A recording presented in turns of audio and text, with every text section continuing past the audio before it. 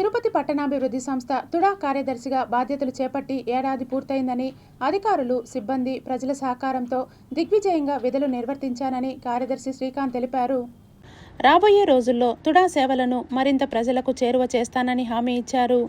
తిరుపతి పట్టణాభివృద్ధి సంస్థ కార్యదర్శిగా గత ఏడాది కాలంలో పలు అభివృద్ధి కార్యక్రమాలకు శ్రీకారం చుట్టడం జరిగిందని, నగర ప్రణాళిక, అక్రమ లేఅవుట్ల క్రమబద్ధీకరణ, ప్రజల సహకారంతోనే ఈ ఏడాది కాలం దిగ్విజయంగా పూర్తి చేసుకోగలిగానని ఆయన జీటీపీఎల్ చెలికం సిటీ కేబుల్తో మాట్లాడుతూ ఇలా అన్నారు.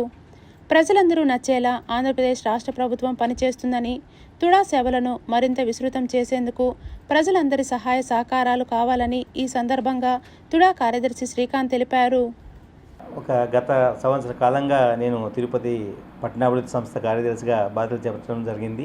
ఇప్పుడు 2వ సంవత్సరంలోకి అడుగుతున్నాం. ఈ సందర్భంగా తెలియజేయడం ఏంటంటే, గత సంవత్సర కాలంగా మా తుడా చైర్మన్ గారి సహకారంతోనూ మరియు జాయింట్ కలెక్టర్స్ గోవిందరావు గారు, అంతకుముందు జాయింట్ కలెక్టర్ శుభం బన్సల్ గారు, అదేవిధంగా Tirupati municipal commissioner Maurya madam గారు, వీళ్ళందరి సహకారంతో తిరుపతి పట్టణాభివృద్ధి సంస్థలో పలు అభివృద్ధి కార్యక్రమాలు చేయడం జరిగింది. ఇందులో భాగంగా ముఖ్యమైనటువంటిది సెట్టిపల్లి భూ సమస్యను పరిష్కరించి ఆ లబ్ధిదారులందరికీ కూడా రిజిస్ట్రేషన్ చేయించడం నాకు చాలా ఆనందాన్ని ఇచ్చింది.